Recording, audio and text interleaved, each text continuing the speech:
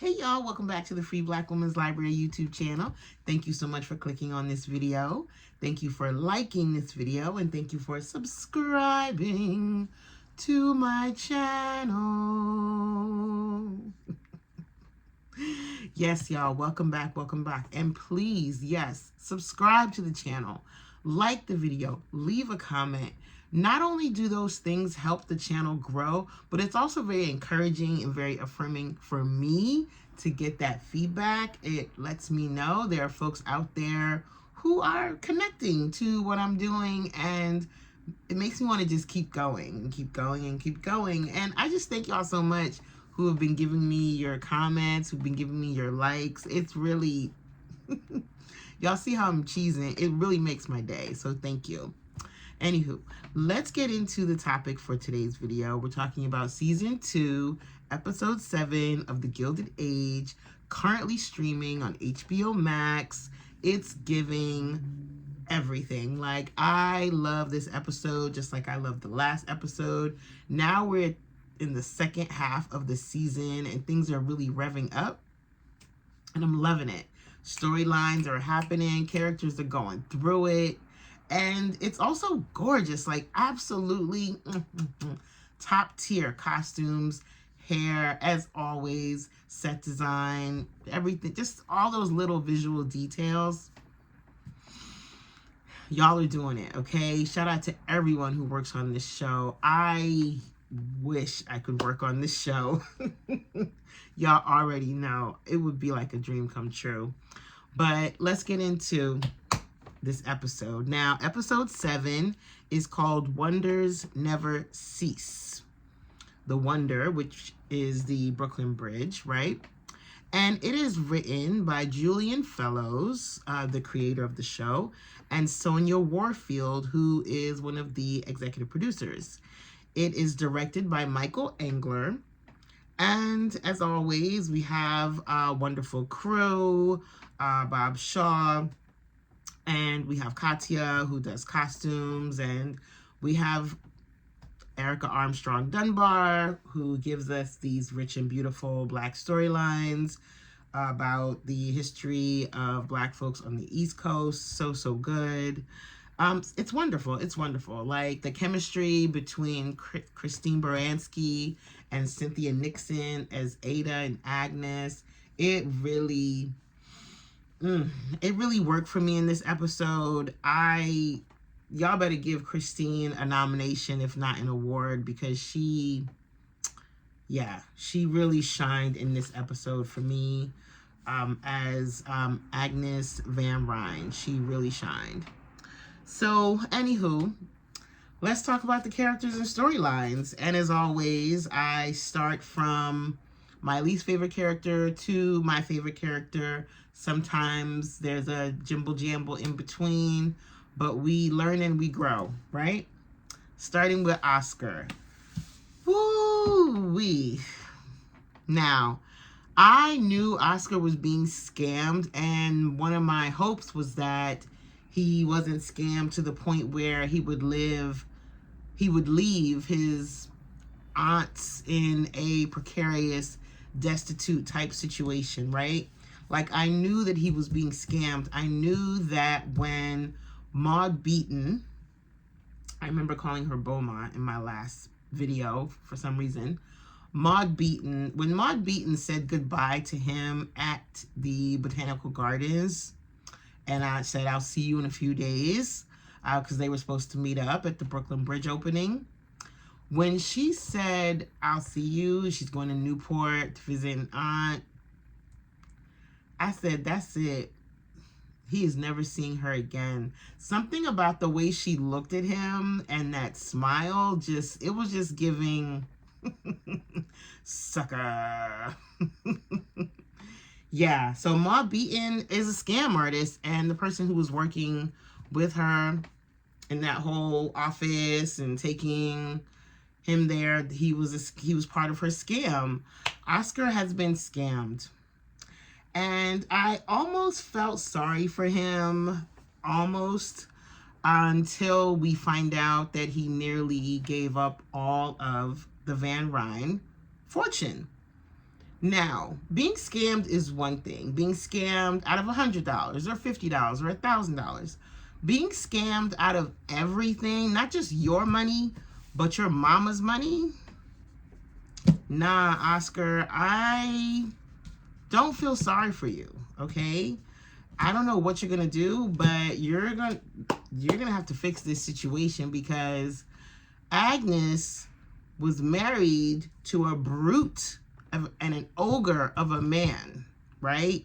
She suffered through that marriage.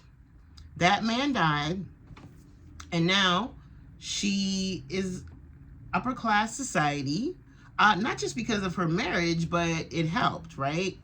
But now you have taken all of her suffering, all of her struggle, and you just lost it on some woman that you weren't even in love with. Like, it's not even like it was a romantic scam. You were trying to scam her. And you played yourself. You played yourself, Oscar. You played yourself. Now, I listened to the podcast, the historical podcast that HBO produces, that's a companion to the Gilded Age, and I learned from listening to that show that the Maud Beaton character is based on a real woman who lived during this time period, who was a big scam artist who got away with millions of dollars. She pretended like she was the illegitimate child of Andrew Garfield and was able to scam men out of their money by just pretending she was a member of high society. And you know what I thought of? Inventing Anna. You remember Anna, the one who pretended like she was a Russian heiress who conned men out of millions of dollars? Or even the woman, Elizabeth, I forget her name, the one who dropped out of Stanford, who conned rich men out of millions of dollars for her fake blood machine.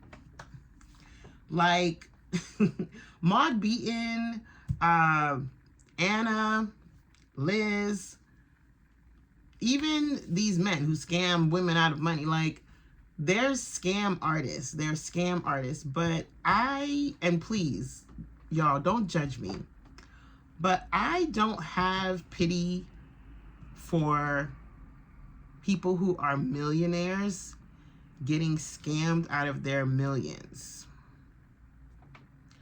Because why are you giving up all of your money to this random person who hasn't given you any proof that they deserve all your money? Like, I noticed that we never met anyone who knew Maud Beaton outside of... We never met anyone. We never saw the inside of her house. Whenever Oscar came to pick her up, she was always waiting outside. Whenever he dropped her off, we never saw her go inside. So, yeah, I'm not necessarily mad at scam artists. I don't like scam artists who scam poor people, who scam people who are marginally, like, oppressed. But if you're going to scam a millionaire or a billionaire, I'm not too mad at you, as long as no one's being harmed who's poor. Okay, so please don't judge me. Please don't judge me. But that's how I feel. That's how I feel. Moving on to Marianne. So Marianne is engaged, and it's pretty obvious that Marianne and Larry are endgame, and they're just dragging it out for whatever reason. This engagement to Dashiell makes no sense. She doesn't open up to Dashiell in the same way that she opens up to Larry. It's very apparent that she treasures her relationship with Larry much more than she treasures her relationship with Dashiell.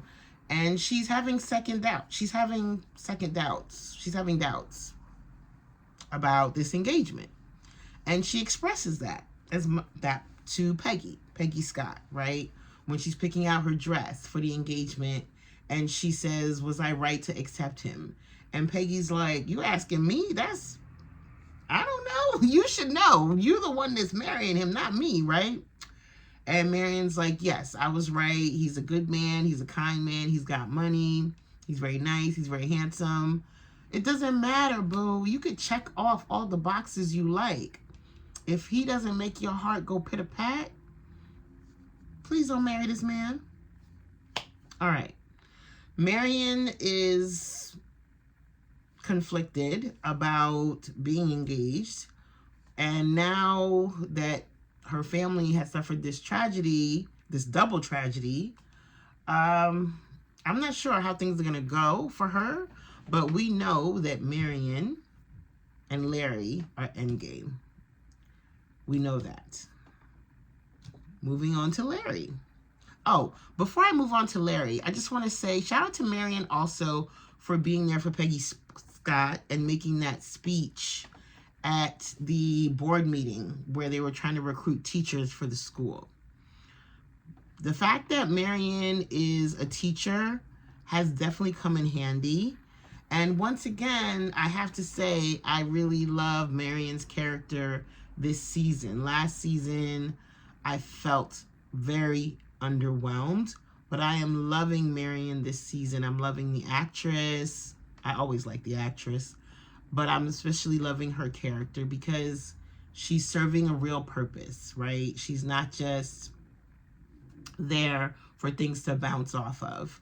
And I appreciated that speech she gave and that moment where we got to see different races from this time period trying to solve a problem around education. And this whole idea of integration, which is always a complicated topic and a complicated idea. There are moments when races do need to come together to work together for a common goal. And then there are moments when the work needs to be done separately. That's my belief. Even when it comes to gender, I believe in queer-only spaces. I believe in women-only spaces. And when I say women, I'm being expansive in my definition because I include all different types of women under that umbrella, whether you be cis, trans, bi, soft stud, femme, whatever. So I'm going to try not to ramble too much in this video. But yeah, shout out to Marion for doing that. Now, moving on to Larry. My boy Larry, another person who really shined in this episode. Shout out to Larry. We actually get to see him in the very first scene playing this role of being in a position of power and representing his father in this conversation with the guy from the Brooklyn Bridge, telling him that I think that we need to give a shout out to Miss Roebling during the opening because obviously she's the reason why we have this bridge. And the man says to him, if people knew that a woman designed this bridge, they wouldn't want to cross it. If men knew that a woman designed this bridge, they wouldn't want to cross it. Now, as we already know, Miss Roebling is based on a real-life person, a real-life woman engineer who designed the Brooklyn Bridge, right? And whose husband was an engineer. So the man is not really interested in being forward-thinking. He doesn't want to ruin the opportunity for himself and all the other people involved. And he thinks that the bridge could be doomed if Mrs. Roebling gets this shout out. And Larry says that's disappointing to hear. And isn't it wonderful? Isn't it wonderful when we see him toast to her in that moment, right? They say, oh, Mr. Russell, who's on the board, is going to make an announcement or share something just about the bridge. And he's like, no, actually, thank you so much, but my son will be speaking on my behalf. And Larry comes out and gives this wonderful toast to Miss Roebling, and it's like clutch pearls, gasp, gasp. And the moment passes without any major issue. But I was proud of Larry in that moment. And if y'all peep game, right? When Larry and Mrs. Blaine broke up and he was like drunk and crying and feeling melancholy and sad, what did his parents do? They gave him work to do. They gave him a job. There's a reason why. It's no coincidence that George decided to make Larry his spokesperson and his representative for all the board stuff with the bridge. First of all, he's busy dealing with the strike, right? But also, he's like, listen, let me give this boy something to do so that he's not sitting in his feelings over this woman, right? Both George and Larry, I feel like they had that, both George and Bertha, I feel like they had a conversation and they were like, we need to get Larry out of this funk. Let's give him some duties. Let's give him a task. Let's give him a job. And Larry stepped up to the plate and he handled it like a pro. So props to him. I'm really loved his character this episode. Moving on to Bertha. Now, the Opera Wars. Let me tell y'all, I don't know if it's because I have watched Downton Abbey repeatedly for like the past several years, but I knew that Mrs. Astor was going to offer Bertha a box at the academy. I knew it, y'all. I knew it. I don't know how I knew. Maybe I'm just in Julian Fellows' head. But remember when Mrs. Astor kicked Miss Turner out of the academy? She took Mrs. Astor's box and she gave it to Bertha. She offered it to Bertha. That's what happened. There was no extra box that was built. They only had but so many boxes. Where did Miss Astor get this box from all of a sudden? Obviously, she took away the box from Mr. Worthington / Turner. She took it from them and she offered it to Bertha. Bertha's like, dang, this is exactly what I wanted. This is why I started this whole thing. I need to talk to my husband. Whenever you're married and somebody makes a proposal, the best way to get out of it is to say you need to talk to your spouse first. But Bertha was seriously perplexed and wasn't sure what to do. I personally agree with George. I think she made a perfect choice. Staying at the Met means that she has more power, more control. She's a founding member. She gets to decide the schedule of performances, who else gets to get in. It's like, it's a win-win situation, right? And she's a little bit unsure of herself, and she does talk to George. They have that beautiful scene when her hair's down and they're in her bedroom and they're canoodling and kissing, and she's like, I'm so happy that you're alive. You could have died during that strike. People could have died. People have died. And they talk about the Opera Wars. And he tells her, the Academy is small and short-sighted. The Met is grand. And there you are queen. You are queen. Whereas at the Academy, you would still be under Mrs. Astor's wing. And I see better for you. I want better for you, my darling. As same as he said to Gladys, like, George is such a family man. He wants nothing but the best for his family. And he strives and pushes for that. He pushes all of them, right? So Bertha has made her decision, and we have this epic moment at Aurora Fane's charity luncheon because Miss Astor is so deluded that she thinks Bertha is going to say yes to the Academy proposal, and it's embarrassing. It's very embarrassing because Bertha's like, I am going to stay where I am. Thank you so much for the kind offer, but I'm going to stay where I am. And Mrs. Astor is so disgusted and so angry and so embarrassed that she leaves in the middle of the luncheon. The meeting hasn't even started. And Aurora's like, I'm out. Get me my carriage. I'm out of here. I am Mrs. Fish, okay? Mrs. Fish was like, looking at her tea, during that back and forth between Mrs. Russell and Mrs. Astor, you could, I mean, the tension, it was such a good scene. There were so many good scenes in this episode. It was just delicious. That was one of my favorites. Mrs. Astor ends up leaving.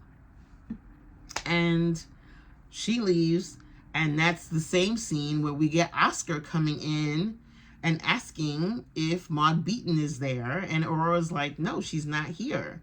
And Oscar's like, she fooled us. She fooled all of us. And he's falling apart. He's falling apart. And he leaves. And Mrs. Fish is like, this is thrilling. It's so much going on, child. I am with you, Mrs. Fish. It was thrilling. And did y'all check out the hats and the dresses that they had on during that luncheon? During that little fundraiser meeting? I mean, yeah, y'all really ate with this episode. Y'all really ate. So shout out to Bertha for being her own woman and making a really good choice. But then towards the end, when we have the beautiful, beautiful Brooklyn Bridge scene with all the fireworks coming off, we see that Mrs. Astor has arrived with the Duke. Now, Bertha thought she had the Duke in her back pocket. But unfortunately, the Duke is a little bit fickle. Or he just goes where the money is, right? George says, it looks like she stole your Duke. And she says, I think she paid for him fair and square. So whatever the Duke is charging to be friends with people, I don't know. I have a feeling George is going to try to beat it. Because the way he was looking at his wife and the way he was looking at the Duke and that fireworks scene, he looked like he was plotting like, nah, my baby's not losing this. My baby's not losing this battle. So we shall see. Bertha is still the GOAT, and I'm still rooting for her, period. Now, next we have George.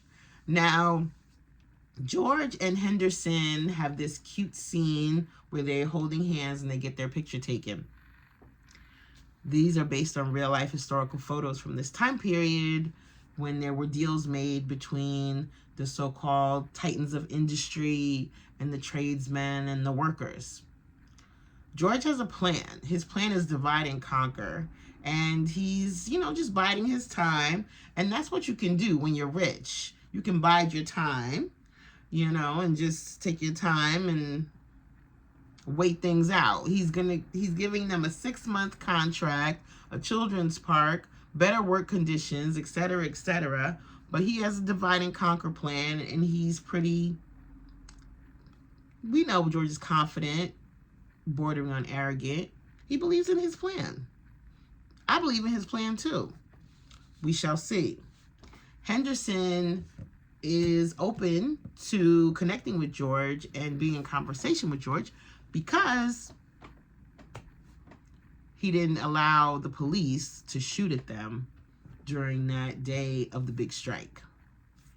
That shows that he sees them as human beings, right? He sees them as people with families, etc. So, yeah, not too much stuff happened with George this episode. The other Titans are angry with him, but he doesn't care.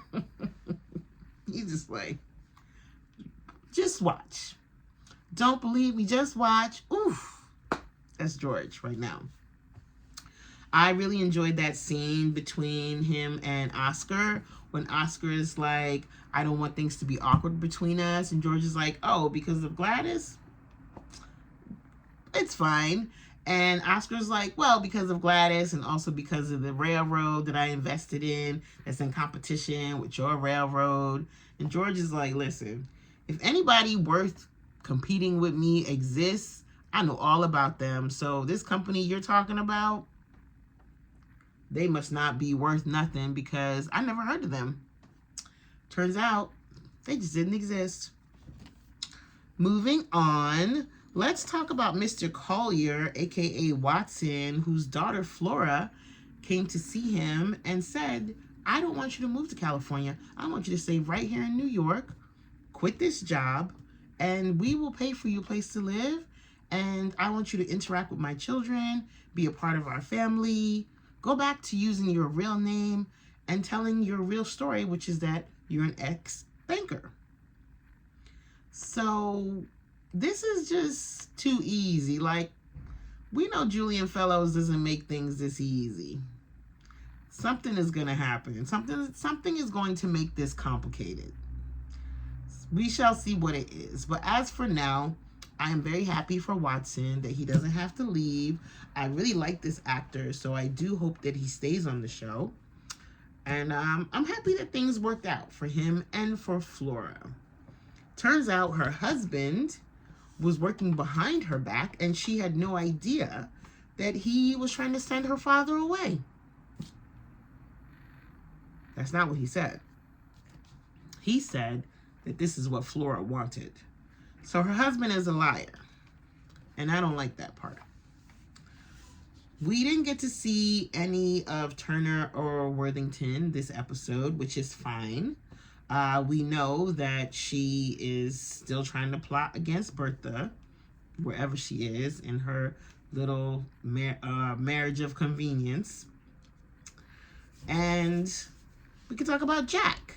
Now, Jack has invented an escape wheel for the alarm clock that works without oil, which is considered genius. Bannister gets Jack a membership into the Watchmakers Association. So as a result, the patent office is now able to approve or disapprove his patents. Either way, we all know that Jack is going to be a huge success. From the podcast that I mentioned earlier, apparently he is representative of a rags to riches story, which is something that also happened during this time period with different inventions being made. One of them being the bicycle, which is one of my favorite inventions of all time. The bicycle, like, absolute genius. I love the bicycle. That's one of my favorite inventions. So either way, that's it for Jack's story. Very curious to see what has Armstrong in such a good mood. She seems to be acting a little bit nicer than usual, which is weird. The fact that she's acting nice at all, because she's usually such a shrew. Moving on to the sad story. Poor Luke Forte, and poor Ada. Ada and Luke, when we first see them, they're getting dressed up. Cynthia Nixon is looking so beautiful, this outfit that they put her in for Marion's engagement luncheon. She walks over to him and she says, "You sure you don't want to stay here and rest?" And he says, "No, I mean to live as much as I can for as long as I can." And she says, "I have a feeling that when we go, Agnes is going to try to force us to stay with her again.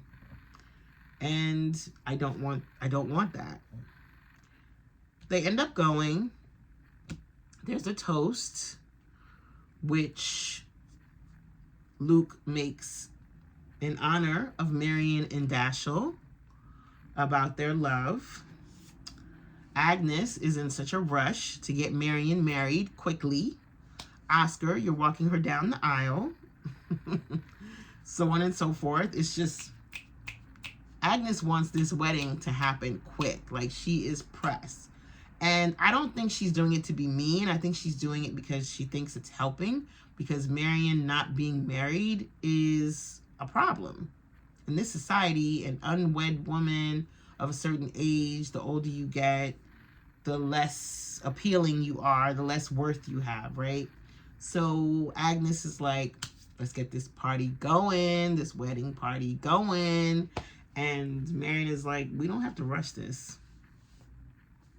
Unfortunately, as people are heading home and the beautiful lunch is ending, the Reverend Luke Forte collapses. And yeah, that's it. He's put in bed. They send for the doctor. There's not much the doctor can do. It's time to call a clergyman. It's time to say goodbye. So sad. Whew. So sad.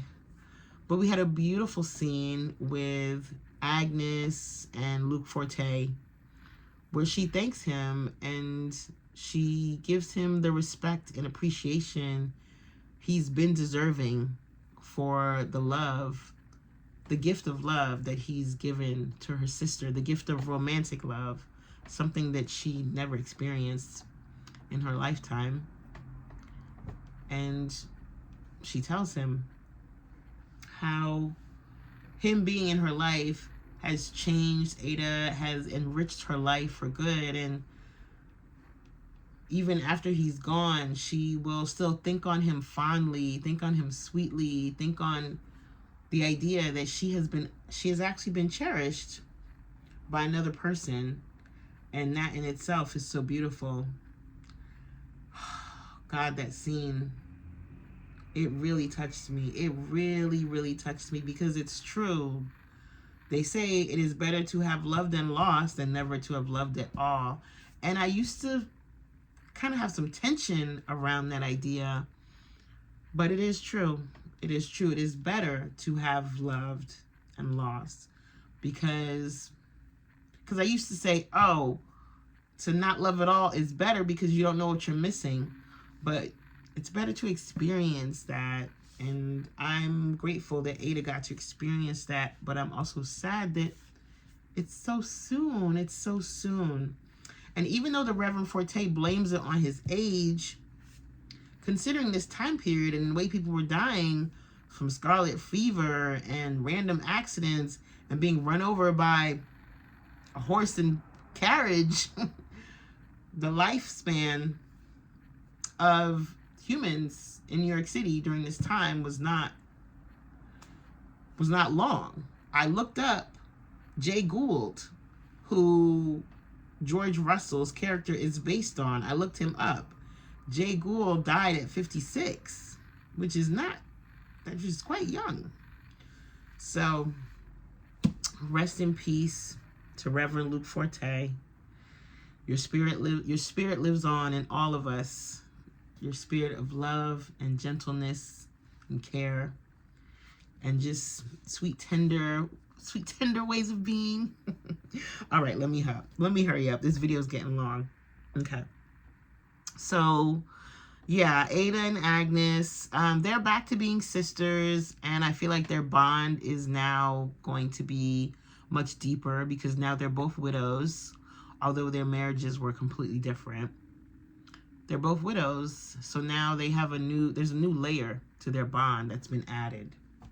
And Agnes, I can see her being a little bit softer and a little more gentle with Ada now because she has suffered this loss. Whew. And I see Agnes, I've always enjoyed the Agnes character. Her meanness was bordering on bully at times, but this episode, the softness and the tenderness that she showed, I loved it. I loved it. The very scene at the end and the way she's looking at Oscar, though. Like, what is Agnes going to do to Oscar? What is she going to do to him? He messed up things. He really did. He really did. All right. Too long of a video. Let me get to Miss Peggy Scott, my favorite character. Now, loving Miss Scott, and the story, the newspaper, using the Globe to bring to light the issues around the Board of Education, not supporting the schools for Black children, the need to integrate these schools, and the situation of how, like, Irish folks and Black folks are both kind of like seen as the underclass within this specific era. That moment when Thomas Fortune said something about Irish folks, I was like, ew, Thomas, what a thing to say. And let me tell y'all something. I'm not really feeling Mr. Fortune anymore because he's a married man. He's in a position of power. He's Peggy's boss. He's older than her. He's a married man. I'm not appreciating these lingering looks he's giving Peggy. I'm not appreciating how he's not really doing anything to shut these feelings down. It seems like, I can't say he's encouraging them, but I have a problem with the way Mr. Fortune is handling this situation. I don't like it. I don't like it. And I know this video is getting a bit too long, but I had to say that. And I was really feeling Peggy's mom when she said to her, be careful, be careful. I could tell he thinks really highly of you. And the fact that y'all went to Tuskegee together with no one else, he's married, you're a single young woman, he's a married man. That's not a good look in any era, for one. And for two, I want to see you out there, not just writing stories and, you know, telling about the lives of other people. I want to see your life full as well. Like, justice for Peggy, okay? I need y'all to give Peggy a proper love story. I need y'all to give her a love triangle where there's two men that are in love with her, okay? Just like Marion. You know what I'm saying? Marion's got Dashiell, Marion's got Larry. Why can't Peggy have a single man from the South and a bougie black from Brooklyn, both trying to send her little love note, sending her flowers to the Globe office? I really love the storylines that we get to see Peggy involved with. I really love the scenes when we get to see black folks in the beautiful historical dress, hats. Oh, that scene on the rooftop. Oh my God, you guys. Y'all, that Brooklyn rooftop party, it was so beautiful. We get to meet Peggy's friends. What were their names? Mabel. Yes, Mabel and Peggy. Oh my goodness. When Peggy's mom reprimands her, I'm just reading all my scribble scrabble, y'all. I'm reading my scribble scrabble. We get to meet Peggy's friends. We get to meet another young man who is very nice looking, as, you know, Peggy's mom says. And we get to see her father. Finally, Peggy's mom and Peggy's dad are starting to get along. She's softening to him. He's showing enthusiasm and eagerness and excitement around what his daughter is doing and around what's happening within society and within black society, right? He understands the need for allies and support. This is how we can progress. This is one method. This is one road we can travel down. Progressing is by working alongside, right? I love all of that. I'm just very frustrated with this love interest being her married boss. I don't like that, y'all. I don't like that. No offense to the writers, but I really need my girl to, I really want better for my girl. No offense to the writers. Like, if any of the writers just happen to be watching this, y'all are a genius. And I could tell y'all really put a lot of thought into each episode and the slow build that you've been giving us since episode 1. It's been phenomenal. It's been phenomenal. My only complaint, it's not even a critique, it's a complaint, because I just feel very attached to Peggy's character, is this situation where she's dilly-dallying with her married boss. Like, And he's based on a real person. So I just want to know, like, are you going to have him break up with his family to be with Peggy? Is she going to get caught by her mom or by his wife at one point when they have one of these moments where they decide to kiss again? Like, y'all, I'm not really feeling it. I'm not really feeling it. And last but not least, shout out to the chef and the head matron at the Russell house, because they had their second date on the roof watching the fireworks.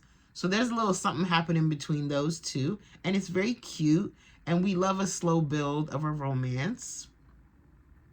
So props to that. And I think that's it. That's all for this episode. Excellent episode. I believe there are 2 more left in this season. Please, if you watch this entire long-ass video, leave a comment and let me know what you think about what I've shared here. What do you think about Peggy's storyline? What do you think of what's going to happen with the Van Ryns, etc., etc., etc.? Let me know. This episode, beautiful. I loved it so much because I imagined myself existing during this time period, living in Brooklyn, being on that rooftop, looking at those fireworks, walking over that bridge for the very first time. Like, I walk and ride bikes over the bridge several times a month, and I'm always amazed and in awe of the magnificence of it, and how, like, whoever dreamed it up and whoever built it and put it together, and the many hands, like the thousands of people who put that bridge together, and the people who died as a result of that bridge and putting it together. There were a lot of accidents that took place, and they kept on going, and anything that was... Anywho, let me stop there. Please leave a comment. Thank y'all for watching. I'll see you on the next video. Bye.